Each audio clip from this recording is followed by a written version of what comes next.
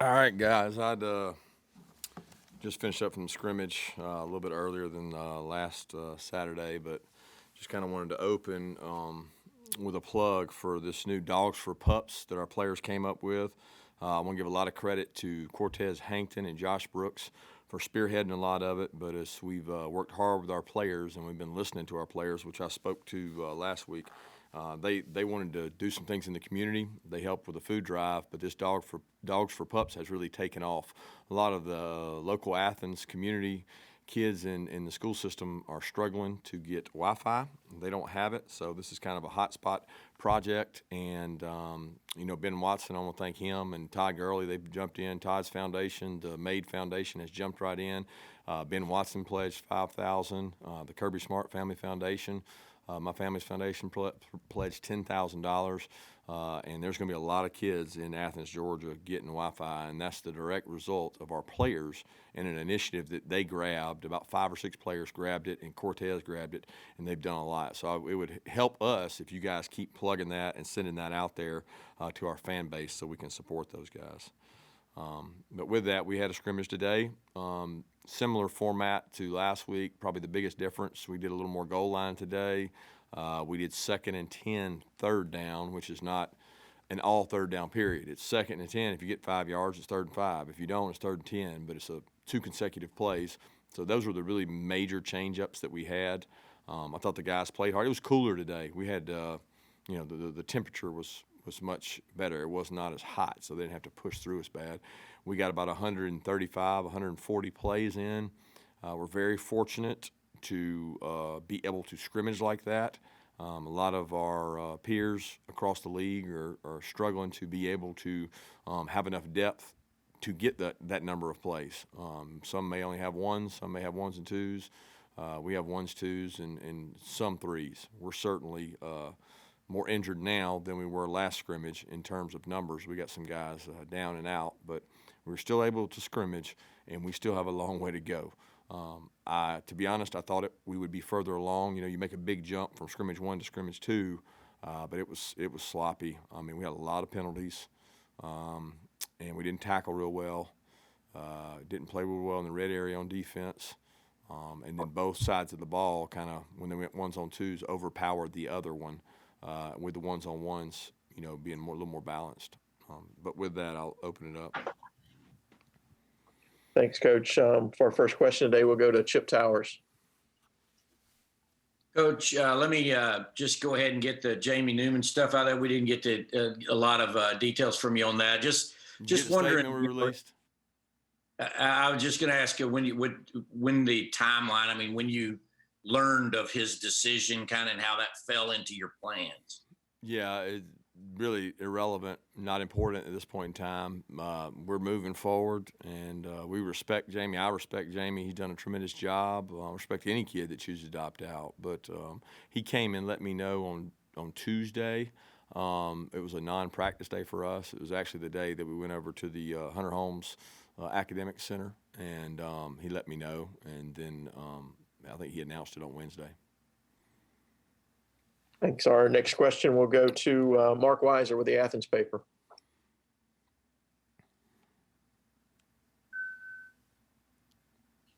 Sorry, let me unmute. Kirby, just to follow up, what do you think about your quarterback situation now without Jamie? How do you feel about what you have at that position? It's a work in progress. We had guys today that went out and practiced well. I mean, it almost feels like we really want a guy to assume the lead and take the lead, and that hasn't happened yet. It's you'll have a guy have a great play or a great series, and then come back with a bonehead mistake or a turnover. Guys, and, I did not. Nobody Guys. has. You good there, Mike? Nobody has really just taken charge and taken over. I wish I could say that. Both JT went with the ones today, and DeJuan went with the ones.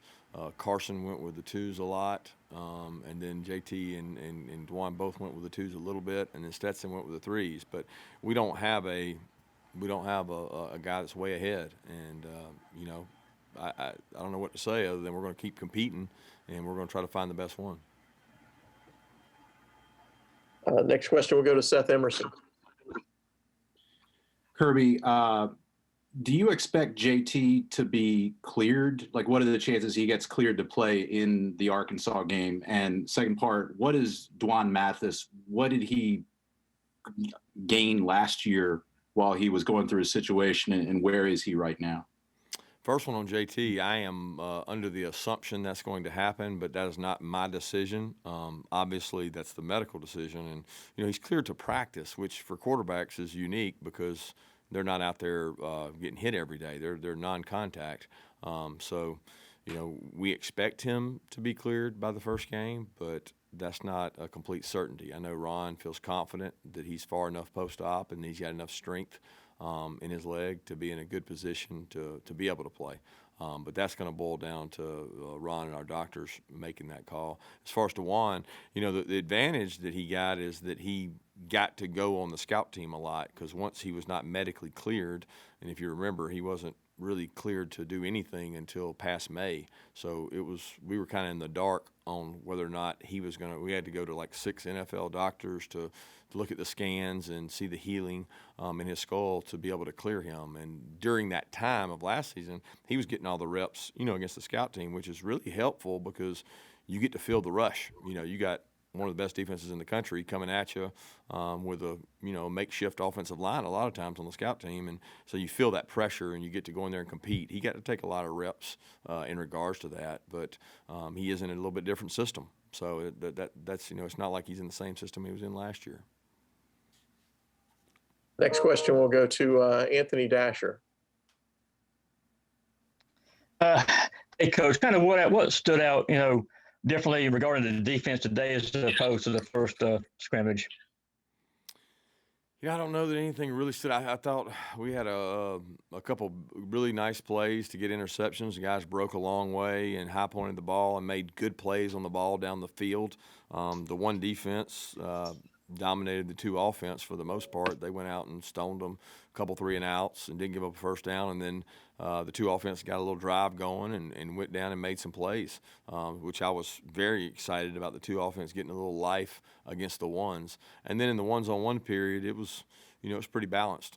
Second 10, third down, I thought the one offense dominated the one defense. Red area, the one offense beat the one defense. But in the move the field portion, the bigger portion of it, the defense was probably a little bit ahead in regards to that. But, there wasn't a lot of difference in the defense from this scrimmage to the last. I certainly concerned about complacency there and making sure they're competing and staying on top of things because they got a chance to be a talented group.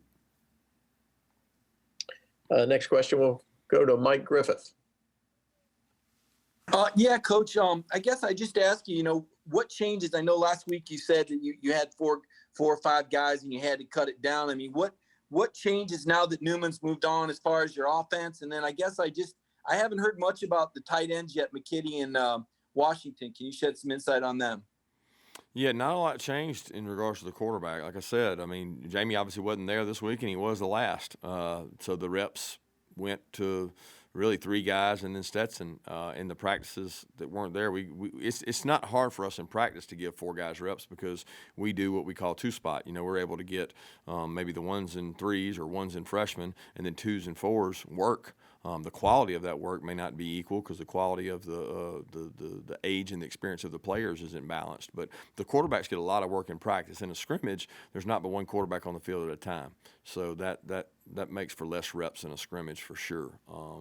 Second part of your question, the tight ends. I've been really pleased with Trey McKitty. He is tough. He's physical. He works. He blocks. He catches. Does a good job. He got a little bit of a ding today and ended up having to leave the scrimmage, I think, about halfway through. I think he'll be fine. I'll be honest with you, I'm not sure if it's his ankle or his knee, but we felt like he'd be good. Ron was checking on him. Darnell's been working his way into shape. He was at one time 273. We felt like he needed to get down to about 263 to be effective. He's a big man. And then we got Godey and Brett back, and those guys took some reps, and they've done a good job as well. And then Fitz has been around. So we've got a good depth there at tight end. We're trying to figure out what each one's skill set is as we endeavor in this offense and try to figure out the best way to use those guys. Next question will go to Jake Rowe. Kirby, I want to go back to the Dogs for Pups thing and just ask you, you've got your foundation and you've been at this for a long time. You guys have done a lot of different initiatives or stuff. Where does it kind of resonate for you and come in for you in terms of the things you've been able to do to kind of support the local community, seeing as how it meets a direct need and it's in such a tough time to begin with?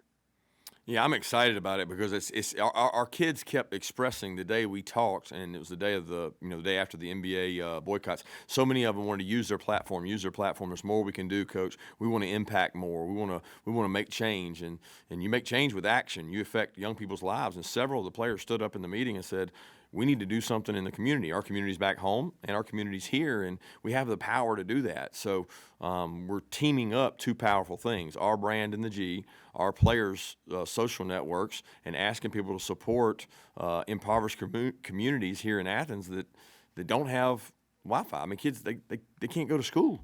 They don't have school at home. They can't bring school to them. So I know that we're really excited about them ordering over, I think it's 2,000 hotspots they're going to be able to order, and we're hoping to be able to fund all that.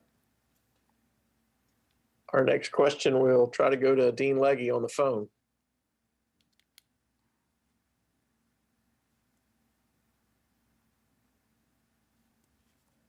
Dean, we'll come back to you. Next question, we'll go to Allison with WSB. Hey, Coach, Allison Mastrangelo with WSB. Your season was supposed to start this Monday, I believe. How unique is it not getting ready for the season, knowing that it's going to be just a couple more weeks? Do you feel like it's extra good right now, especially with what you have going on with the QB situation, having that delay? Yeah, I would, it would be really tough if our timeline was different. If we had found this out closer to the game with Jamie, it would have been really tough. But we also didn't get to start when we would have started either. So we're kind of through, I guess, practice 12 or 13, and we're moving along. We've been pretty fortunate, knock on wood, from an injury standpoint. Biggest concern I have is obviously, COVID and protecting our players. And when you talk to the other guys in the league as we share information, it's just scary that at any given time it can hit your team and you not have enough guys to practice and get better. And it just seems like it's a matter of if it's going to hit you before this game or that game, but it seems to be going around the league. But from a quarterback standpoint, the extra time certainly is big and much needed. Okay, we'll try to go back to Dean Legge on the phone now. Go ahead, Dean. Sorry about that. Kirby, I wanted to ask about COVID. Why do you think y'all haven't been hit in a big way by it, and it's happening at other schools so far? Well, I think Ron and his staff do a tremendous job, but I don't think there's anything we're doing somebody else is not. I think the campuses across the SEC, I don't have a statistic of what the positivity rate is across the campuses in the SEC, but I know it's gone up since the students come back, which we expected. A lot of our kids are in online classes or in synchronized online classes, and some aren't. Some are in actual sit-in classes. But we've gone up. We've had more in the last week than we have the previous 2 weeks. So it's a concern across the board. I don't know exactly why we've been a little less than others, but that could prove unfortunate later in the season if we have more of an outbreak. For our next question, we'll go to Brandon Sudge with the Macon Telegraph. Hey, Coach, kind of following up on the social justice stuff that we spoke about last weekend. I mean, I've seen a lot of things unfold since we spoke with your football program in the march, some other actions among other programs. So how important has it been to see coaches across this athletic association kind of speak out about and kind of label this as a human rights issue as you guys kind of address your players in the community? Well, I think the most important thing is for our players to be heard and be understood. We believe in education and action. We want to educate our players every way possible, in the proper ways for them to take action and for them to understand how they can bring about change. And you change things one day at a time, one person at a time, one vote at a time. And we've tried to really impart knowledge on our guys. We don't tell them who to vote for. We don't tell them what to think. That's a freedom that they have. It's a freedom that we all have because we live in this great country. So the education piece has been critical.